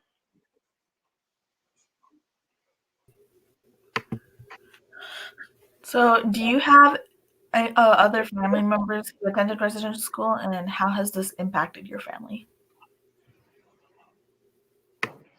You want to talk about mom? No, she said relatives. That was a relative. No, I'm talking about my sister's children. They were our aunties and uncles. They were older than us, and some were younger. They went And then when we went to from Six Nations, we met other ones. We became friends with them. I'm still friends with the ones that went to residential school from the reserve. And with me doing this talking to people, I've met other residential school people that are older, that are in their, I guess, 70s now. And their experiences are different, but we're friends. But they understand what we went through, even though their experiences are a little bit different. I think our mom went to residential school, and I think my mom was a product uh, of a relationship that wasn't going anywhere. And when after she was born, her mom died a couple months after she was born. And so her paternal grandmother raised her. And I remember my one of my aunts saying, we used to work out in the field. So what we would do is we would put this hammock up, and we would put her in the hammock, and we would all go work in the field. And then we would come back, and then we would change her and then feed her, and then they would go back and work. So my mom's life was very isolated and very had a little affection and little encouragement. And when she went to residential school, I think she was like 4, and she went until she was 16. And when she got out, from what she has told me, is that she was required to go to work. You go to work now. And so her parents lived away. So when she met a guy and she got pregnant, because her father had married someone, and that she couldn't have kids, they said, we're going to take this baby and we will raise it, and we want you to continue to live your life and go out and work and go do whatever. And in talking to our brother, who is a product of that, he never acknowledged my mom until after my mom passed away. Somebody came to me and said, oh yeah, is Frank your brother? And I go, who told you that?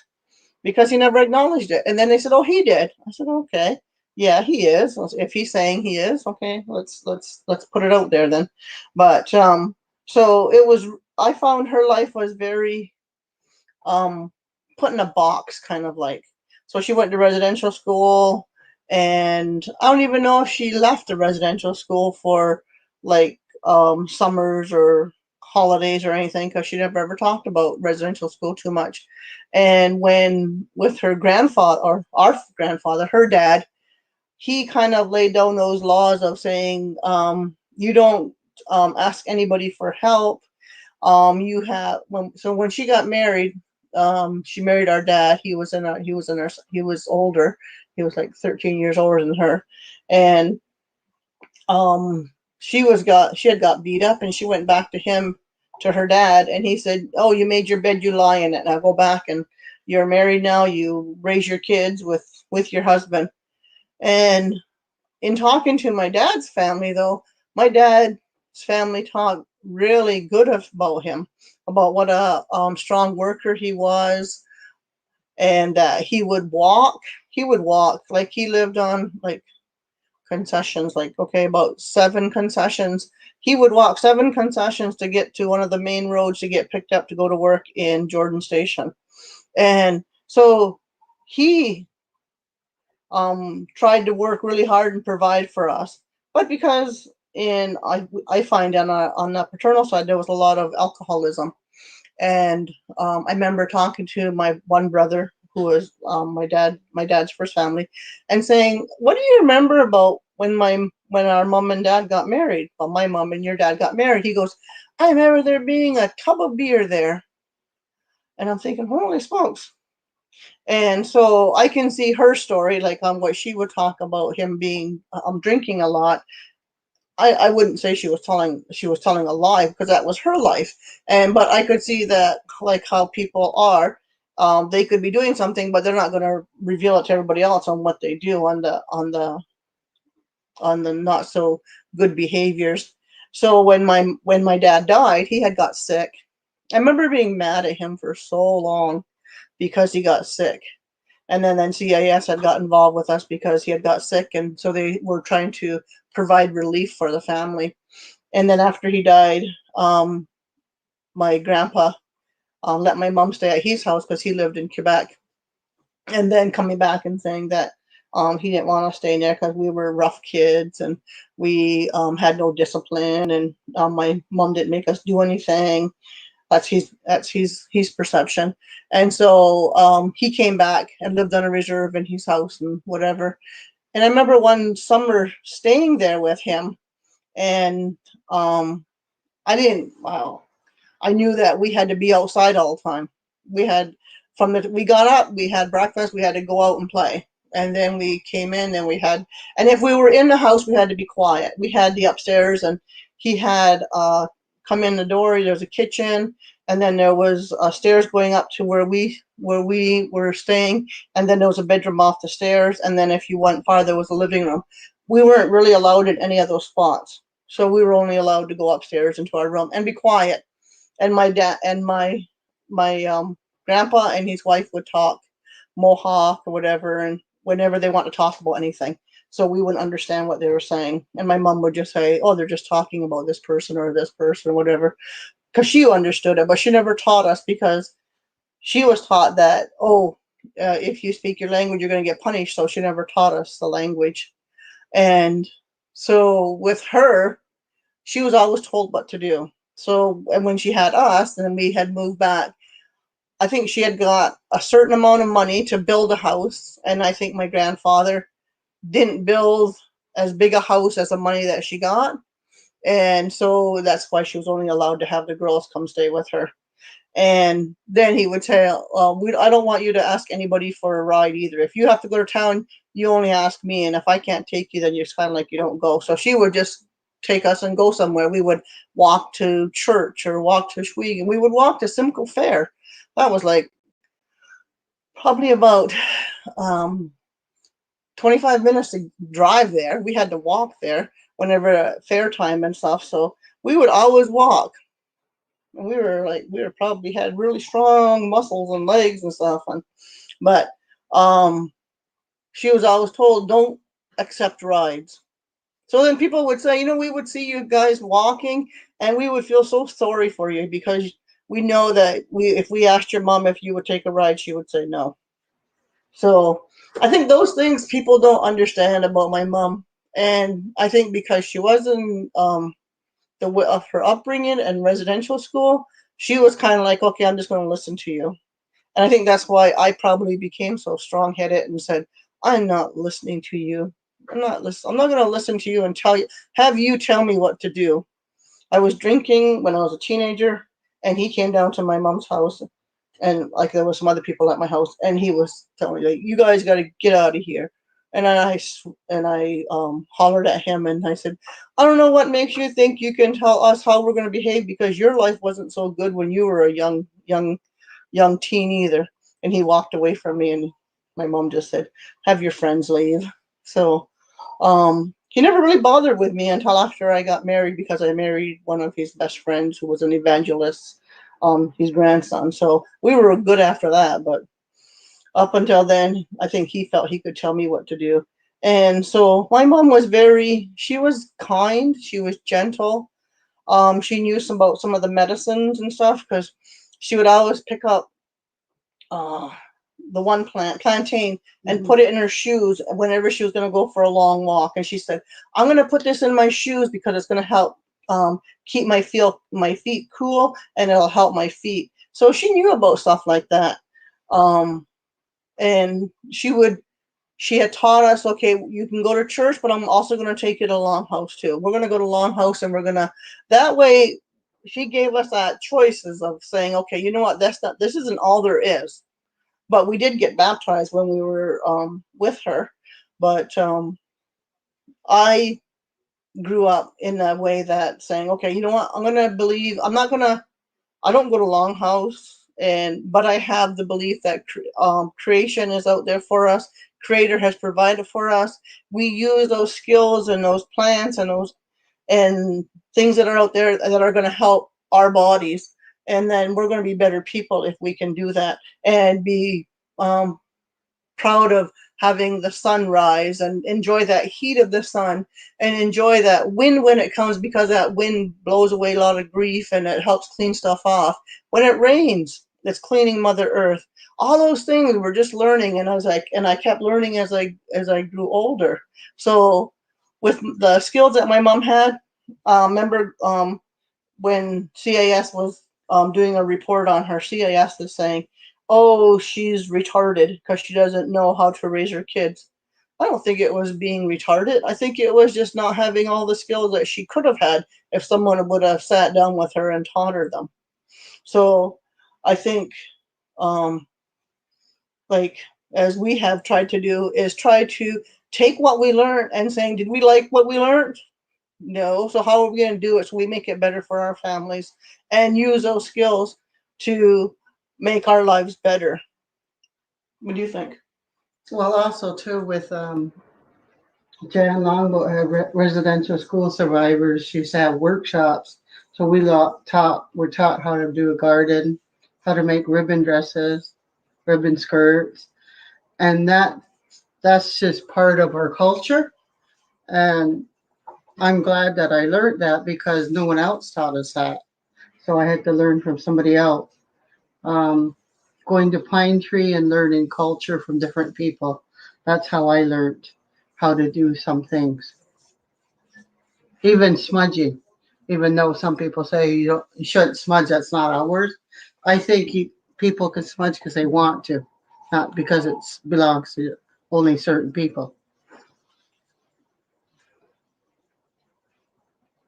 You gotta turn your sound on, Tony.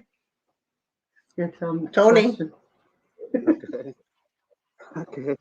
Yeah. I think I just want to sum up that by saying words from a elder. He was a farmer, and his family grew the original corn, which he's passed on now, but someone's still watching that. So he's had visitors from all over the world, scientists and local people trying to take that corn from him, but he wouldn't give it up. And sad to say that some of the people from Longhouse came to him, those who would speak the language, know the culture, know all those ceremonies. So there was maybe 2 or 3 of them. And he would say, they would pose that question to him, and they would kind of like jokingly nudge their partner to say, listen, he doesn't even know the languages. He doesn't even know the ceremonies. He doesn't know how to dance. And then so after they were finished talking, after he says, well, are you done now? Are you done putting me down? He goes, you can dance all you want. You can sing all you want, but who's going to feed you? So what that taught me was that we all have a purpose. And in some way, one way at least, we all had those gifts. We all had those aspirations when we were younger. But I think for myself, I wasn't inspired to go further. When I was a teenager, I just loved to run, loved to do sports. And my foster mother would say to me, why are you doing those things? Sports will never get you anywhere. So I think what she was saying was, listen to me. I'm going to dictate to what you're going to do is what I'm going to say to you. Don't go beyond that. So I was looking at that next question about self-care, is to try and get as active in all those 4 ways: physical, mental, spiritual, emotional. So I give back. I volunteer, and to be there for my daughters at every aspect of their life, whether it's a happy moment, a not so happy moment, for them to share their frustrations, so to encourage them to have that voice. And I think every day since they were born, every morning and every night, I would say to them, "You're awesome, you're great, you're intelligent, and you're beautiful. Hongwe Howe." And so to start off with that, and just to continue. So for the next question, Shaawnonoo is going to I think ask pretty well. the next question. Okay, so we Next know question, that please. we know the importance of self-care and healing. What are things each of you do today to continue your healing journey? I think I'll start off by saying understanding the boundaries. To speak up when there's things that aren't right, whether it be in the media, whether it be, I think about even during the high school days when my daughters would go to high school, and there was like maybe 2 or 3 buses that would stop either close to us or the next bus stop. So I think about a bus that stopped, and there was a young white girl. I swear she must be like about grade 3 or 4, and she was in the very back seat. And then so she put her head out the window and says, "Hey, you dirty Indians!" And she said other words, but I I don't want to mention it. So I was brave enough to actually go to that bus and to say to the bus driver, I want to say something. I've got to say something. So I looked back at that girl. She was in the very back row, and she put her head down. And I says, "What you said, that's not right." So I would never be able to do that when I was a little boy, when I was a teenager, to share my concerns for the benefit of my daughters, to teach those things that I was never taught, to be heard, to always ask those questions when you go on your journey. And that's it for me. Oldest son, when he asked me about residential school, I told him what I went through, and he goes, "Mom, did you realize that you were in prison? You had a number that they gave you. That's what they do in jail. They have you have to listen to all the rules when you go to jail. Like you've never been there, but you were a child, and residential school is like that." And I said, "I never thought about that." And I said, "It's true. It's just that sometimes when you talk to people, you learn something that you never thought about." And when I talked to him, he told me, and I told him, I said, "Well, I'm glad that you know." And I said, "I still talk. I still go out and talk to people that are still learning, because there's still a lot of people that don't know about residential school. And because we're family, even we went, but we have different experiences, and we're still learning, and we're still on our healing journey." And I tell my children, I remember my grandson saying to me, he goes, "Nana," he goes, "I like being in this family because we're allowed to talk. We can laugh and joke and everything." And I said, "Well, that's how you're supposed to be. You don't have to be lying to each other." I said, "I've never lied to you. I'm not going to start now." And he's still learning about residential school, because he asked about the orange shirt day, because they do that at his school, and he's in Catholic school. And I said, "Well, there's so much to learn. I can't." I took him one time to see a play about residential school, and he goes, "How come you didn't tell me it was as bad?" I said, "I can't tell you how to feel. I want you to see what other people went through, what I went through." And he got upset. He goes, I can't see why a lot of people, like the religious people, are mean to the native people." And I said, "That's because they've gotten away with it for so long. Now that the stories are coming out, there's so much healing still to do." I think when I thought about self-care, I want to acknowledge my brother David. Because of being able to speak out. He was shifted from one home to another home, and he was kind of basically told at that time, oh, do whatever you want.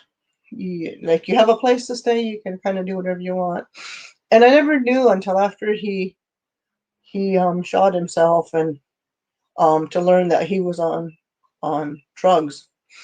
And because we would see him and he would come visit my mom. We never went to his house to go see him. I don't know if he was there a lot. And then to hear stories as the years have gone on about the friends he knew that didn't even know he had died, because somebody was like, how's your brother David? Oh, he died when he was like just before his 18th birthday, and he had left a letter, and my mom said all he wanted was to be heard, to be listened to.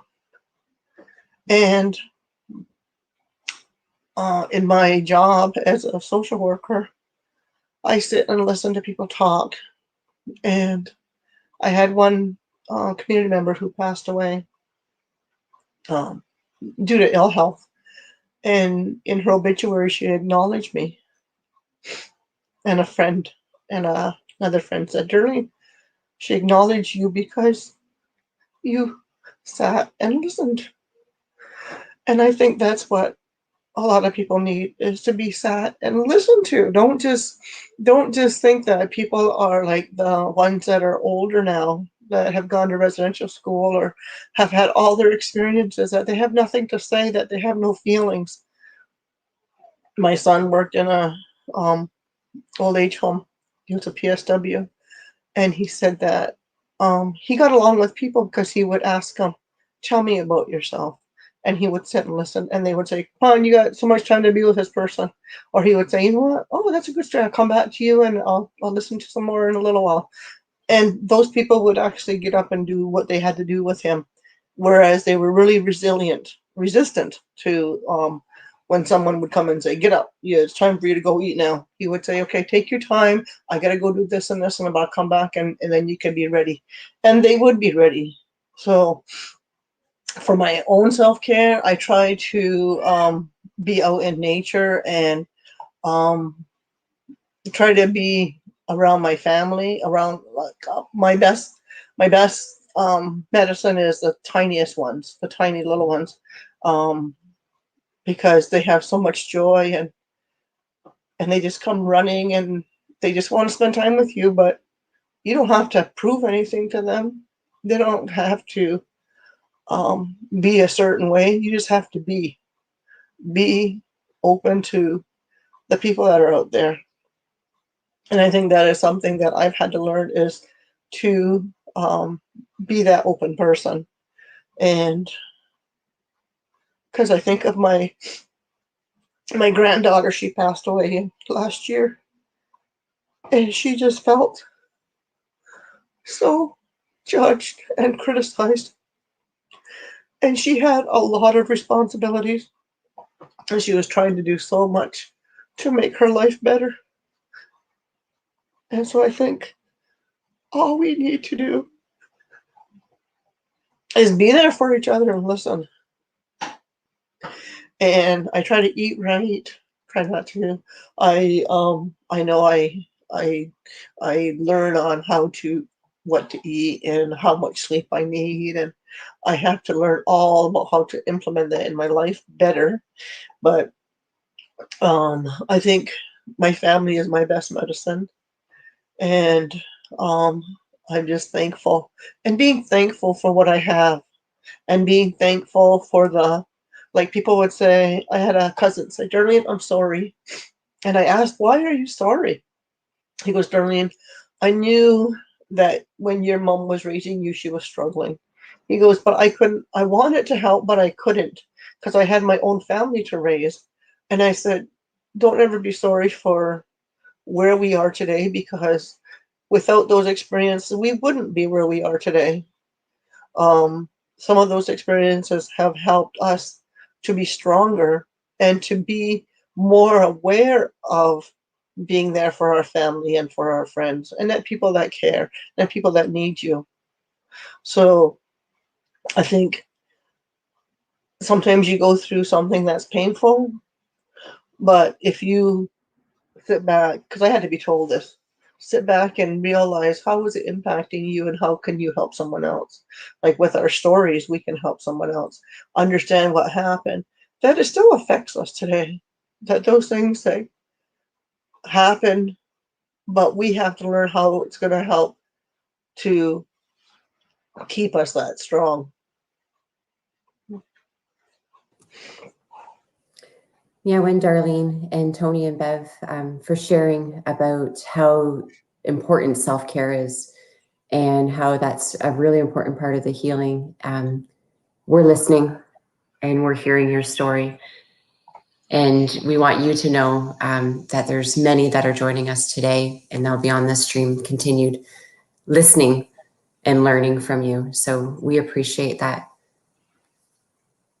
When you talk about self-care and the importance of that, understanding what you need to be able to heal, you're teaching us, and you're teaching, when Darlene, you said the best medicine are the little ones, the youth that are sitting with us today too, being able to learn and listen from your stories and listen from their elders and knowledge keepers and their family members. Daisy, I'll turn it to you. No.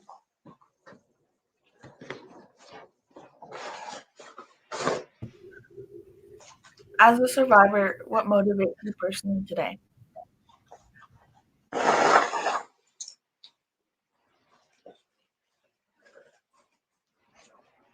What motivates you today? Yeah, I know. I think mine is being able to share my story and, well, my brothers and sisters too, because I remember my daughter was saying, "Mom, you look so young, even for grandma or great grandma." And I said, "Well, I take care of myself."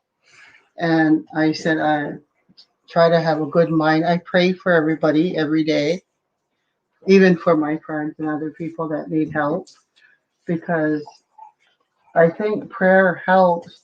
It's just that sometimes you can't see it. But then with family, because we go through a lot of things every day, and I try to stay positive. And like I said, I have my grandchildren over.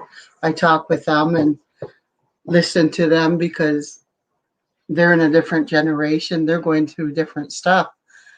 And I think with us showing our story and ourselves, and you can see us, how we're still keep going. Because we don't know if we're even going to be here tomorrow. But at least today we're telling our story and letting people know. Tony, what motivates you?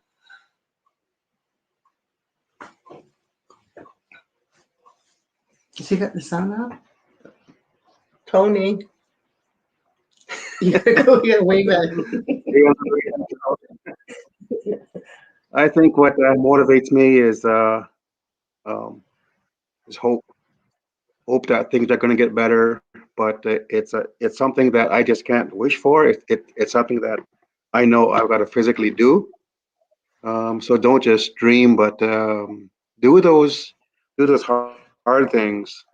And I make a lot of reference to sport, because that was my, I think, outlet, a really healthy outlet. So even to be there for my daughters when they played fast pitch, some of the words that the coaches would and they would encourage each other. So just to use those lessons in life. I know there was for me, I have to actually say things. I was like, as a coach, I would say to them, I says, listen to your coaches, and what I want to see you do is to react as a team. When a ball is hit, everybody move. So it wasn't until maybe late in the season, and we were a fairly good team, but there was times in which they just wanted to have fun. So I really encouraged that for them to have fun. And one of the outspoken girls actually told the other girls, "Let's work as a team. Let's listen to Tony." So to physically see them learn from that, but to do it on their own without having to be told. So when a ball was hit, it's almost like such a proud moment as a coach that they did it on their own, and we won the game, and they just laughed, laughed about it. So I think that's medicine too, laughter to make things fun, and that's it for me. Okay, for me, I think what motivates me is knowing that the words that I say and being there for someone can actually help them. My one friend would always tell me, Darlene, you're the only one that's really doing anything and really listening to me. Because she had so much stuff going on. And I think if we can do something that is different, then let's do it. I was going to say that I think that the shift to understanding residential school is becoming more prevalent, but I still see that we still need a lot more to have people realize the effects of residential school, because people like from the reserve now, because a lot of kids are, the residential school was like years ago now, like almost 50 years ago now, and a lot of them don't understand it now. So we have to keep putting that information out and learning from our own history instead of taking what was written in books as that, oh, that's the only history that there was, because there's our history, and our history is about a lot of losses and about a lot of triumphs too, because there's a lot of people that are out there that are talking loud and making things happen, but we have a long way to go still. So being able to keep letting people know we're still here and we're still going strong. Okay. Question?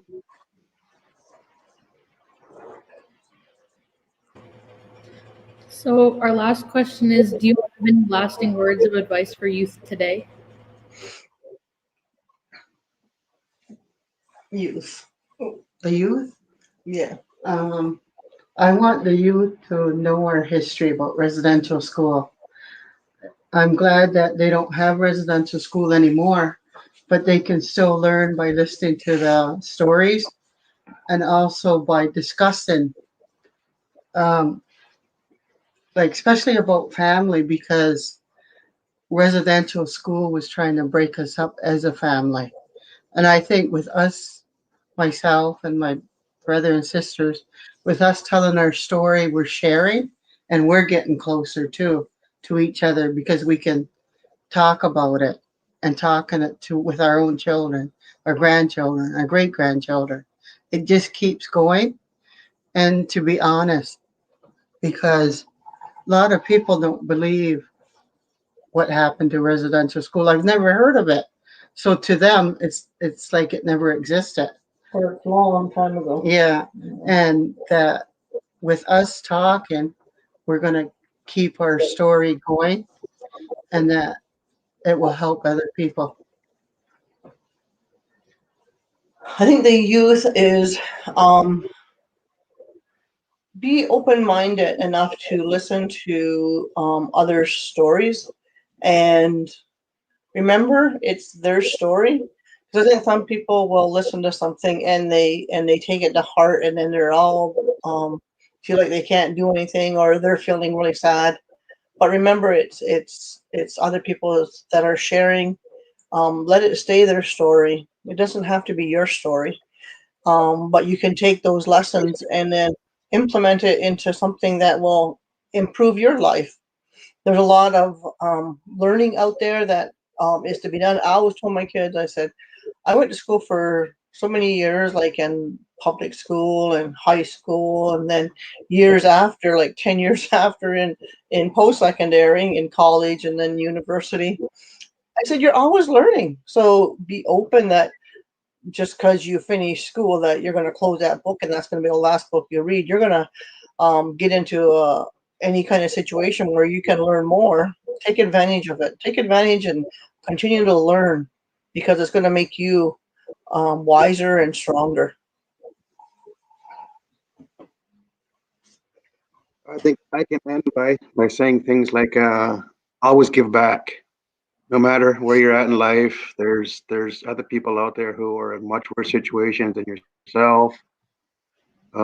If you're able to see those who have cancer, or to text now, or to go on your social media and just to listen to their stories. Those in the prisons, again, those who are homeless. Life wasn't always that way for them. So to try to, I think for myself, to get perspective and to understand that I don't take things for granted. Um, every one of us has our own story. Every one of us have our own situations. Sad to say that some of us have not been as fortunate as us three to be at this age now, but to give back and to share our story. It's something that when I worked in the prisons for about 20 years, um, one lesson I would always tell them was write a book about you. And I think so many people are scared because they think that they have to physically write those things, but there's authors out there who are the experts who are willing to listen to your story. Um, and even if it's one lesson that you can pass on to somebody else about your successes, your dreams, what got you here today. Sort of focus on that present now, and give back. Yeah, thank you.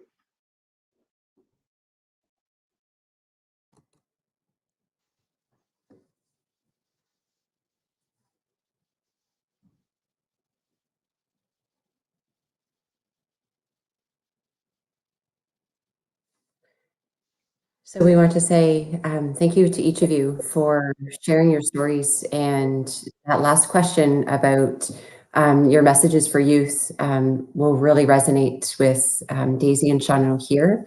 And I know with the youth in the schools, part of their Kidwin group, and then with our other leadership group, the Imad Dugway group at St. Pat's, and then all the students and teachers that are listening, and parents and community that's listening too. You gave some really wonderful messages about Darlene, when you said to be heard and be listened to, that importance. Tony, your inspiration, when you say do, not just dream it, do it. And I look at these two youth here today, and they are action. They have big dreams and they make them happen, and can only wish for the best for these youth and then the youth of the future too. So we thank you for sitting with us and teaching us. And Bev, when you say that being open-minded and not just learning from history, learning from the present now, learning from stories, and learning from firsthand experiences. Each of you are in your living rooms, and I feel like that we're together, sitting together, learning and listening. Darlene, we met you a year ago, and we had the chance to listen to you, but having this opportunity today lets us hear so much more. And Tony, when you say being able to connect and learn from one another, we're so fortunate to be able to learn from you and your family. Thank you. So Daisy and Shaawnonoo, do you want to do your next part.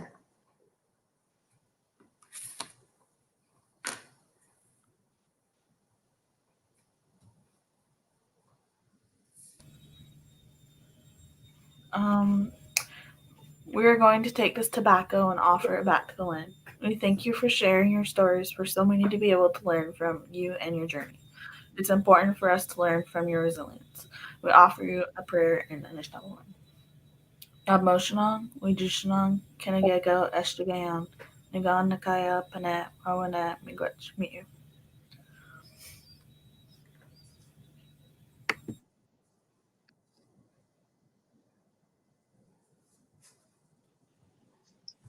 Oh, Neola, you all are so wonderful. We're just really just overwhelmed that you could be with us and share your stories and your journey, and not stories actually. You know, yesterday Mike Ketchigi mentioned that, and it really resonated with that idea that, you know, we share our experiences and they are learnings, they're healing, and your stories really resonated. We have some really beautiful messages here. And when you have time, if you can go back, you can visit the Grandmother's Voice Facebook and the YouTube stream.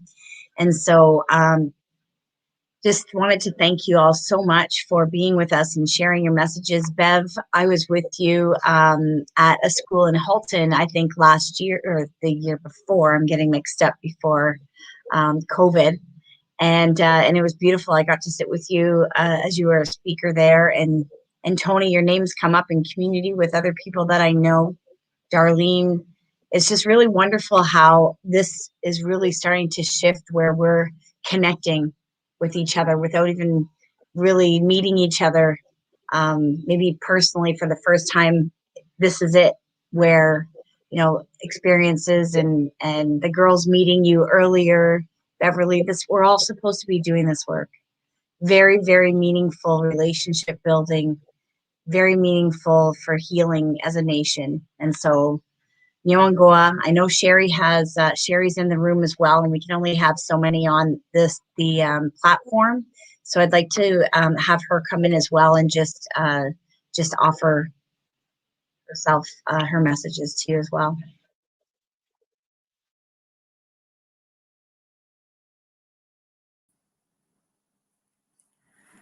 I'm just really honored and just humbled that that you've shared so much with us.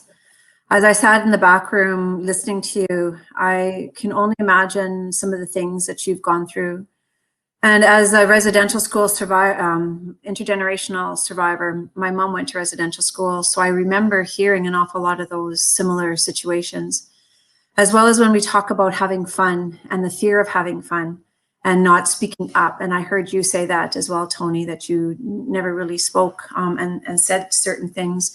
And so I totally understand an awful lot of those things, because those are what was passed on to us when we were younger, to have, you know, to be silent, to be seen and not heard, and the fear of having fun.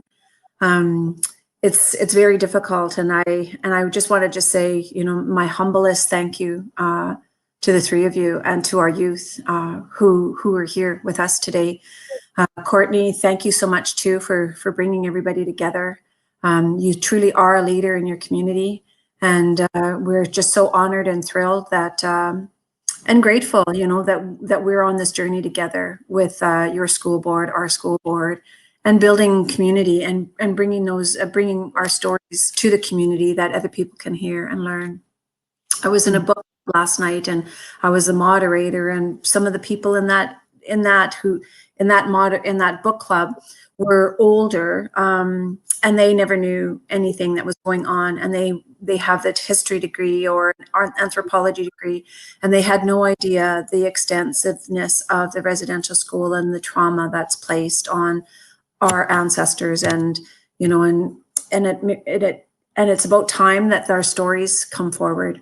And this is how important these speaker series are, is to give space and place for firsthand statements and firsthand experiences, because sometimes we're all working in silos, and we here are trying to break those silos down, that this is work of our community, to bring in those voices and strong voices together. So again, thank you from the bottom of my heart for being here, and really telling and being true in yourself, because I keep on saying that Indigenous folk are truth tellers, even though it hurts and our vulnerability is there, but we are still truth tellers. And thank you, Darlene and Bev, for the relationship that you have, and the relationship that you're gaining with your older siblings, and to try and bring family together. So, Chimigwit.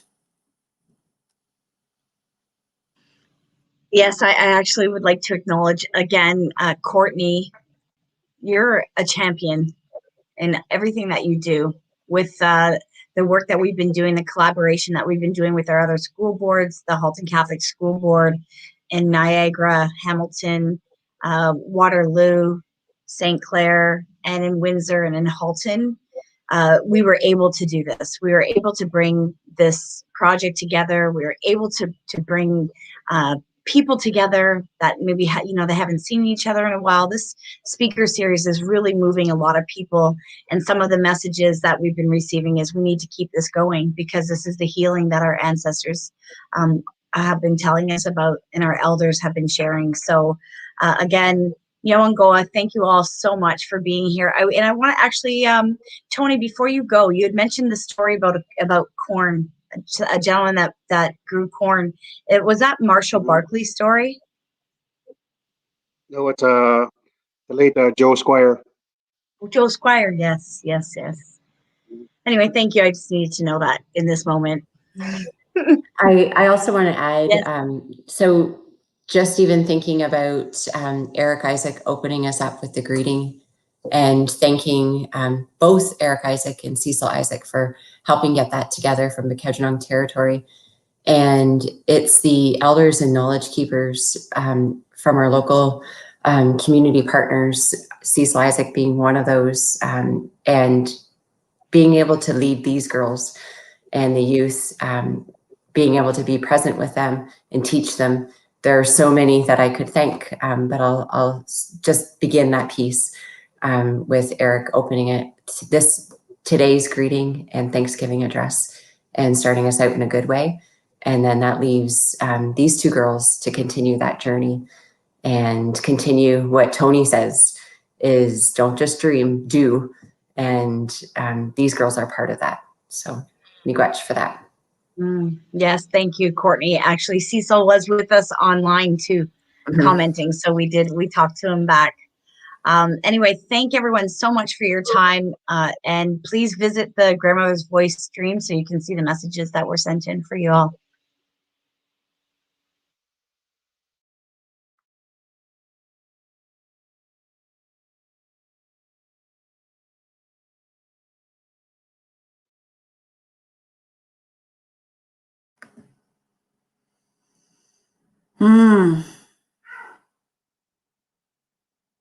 My heart is so full, but also I'm holding a very special place for everybody right now. And it's difficult to remember. It's difficult to remember those stories, and it's difficult to remember the experiences that our residential school survivors and thrivers have gone through. We also want to make sure that they're looked after. They've become very, very, very, very vulnerable during this time. And we have to make sure that they're looked after as well, and that their own mental health and well-being is looked after. And this is one of the reasons that Grandmother's Voice is here, to be the leader, to be the ones that can look after our frontline workers, and we consider them our frontline workers, and to have the respite and the self-care that we can also give to our elders and knowledge holders, Indigenous and scholars, intellects, uncles, grandmas, grandpas, aunties, uncles. And so it's so important to bring this community together. And it's, Jody says that, it's growing, and we know that this is something that is needed in our community. I'm just, I'm speechless in a sense, because I've learned so much in the 2 hours that we were sitting here and learning firsthand about the experiences, and only remembering, I have my mom's picture in front of me when these happen, because I can only imagine some of the things that she's gone through. It is child labor that was happening in the residential schools, and inhumane. People were given numbers, just like Beverly had said earlier, that's a prison system. When you're given numbers and you are regimented, and you must make your bed a certain way, or else you will be punished. This is more than just our responsibility and learning. It is all your responsibility as well out there. We've shared this far and wide, and we're getting comments from Saskatchewan, Manitoba, Quebec, thanking us for bringing these conversations forward. And so we thank you, our guests, we thank our viewers, and this work is so important, and we must lift each other up and stand shoulder to shoulder when we're doing this work. Thank you, Sherry. Yes, it's actually great work. It doesn't feel like work. We say that all the time, and even though we're in this place, there's, just a huge feeling of gratitude to be able to do this, right? To have this platform in this space, and, thank you to Speak Up and Empower and everyone that's coming forward. This community, it has just been growing. The more that people come and say that they need it, it grows. But the guidance has come mainly by our ancestors and Creator, and from the grandmothers, and connecting. And for people like myself and Sherry, and so many others, like our guests just now, that need to understand the history of their family, so that they can heal and they can move forward and stop the intergenerational traumas that are continuing, and not even for our people, for all of the community and all community members and relatives, because no matter what, all of the people that were in our nation while it happened were affected. They're all part of colonization, so our neighbors, I say this all the time, we've come to the point where it's like it's seeped into our communities, and what's happened to our Indigenous people is now affecting our settler relatives. But anyway, enough for right now. We just have to move on. Tonight is tea with Doda to lift our spirits and let us know that we're all on this journey together and no one is alone. We have Grandmother Renee Thomas Hill and Neil Montague that they started this conversation about 2 months ago, and it was just so much fun to have just a little chat with them, that they said, oh, we need to do this. We need to do this more. It's been so long since we've gotten together. And so, we have them in our space again this evening between 7 and 9, and that'll be live. And then tomorrow we also have another day with our, Sherry's actually a guest as well, with Tammy Webster, who's one of our leads. And then we have Lila Bruet. I'm not sure why I can't. Maybe it's the French accent that I'm not good at. Sorry, Lila, if you're watching. Show me tomorrow. Explain it tomorrow. And then also Dennis Windigo is back with us. And we have Sherry Jubenville, and she has another last name as well, too. So I'll figure that one out tomorrow. I'll get that right, too, Sherry. Sorry. But we also have Friday will be our finishing the week of the speaker series. And then we have our special day on Sunday with the Bingo Grannies. We needed a little bit of love to finish our week off. It's a little bit of, a little bit of a lot of stuff going on, but we're just so grateful that people are showing up and enjoying it and leaving beautiful messages for our guests. And you can always go back to our YouTube channel and visit any of the videos until we take them down in the next couple of weeks. You'll have that time to review them and watch them. And again, just thank you so much to all of our relatives that are watching, and we appreciate you being here and supporting all of our guests. Mm-hmm. Yes, share. Bye. Did Thanks you want so to much. say anything else? Sorry. No, I don't think so. You've said it all, and just it's a wonderful opportunity, not only for us to continue our learning, but also to create that sense of virtual community as well, so that when we're able to see each other face to face, we're not going to be strangers, and that's the best thing about it. So I love. Thank you so much too. See ya. Yeah. Bye bye.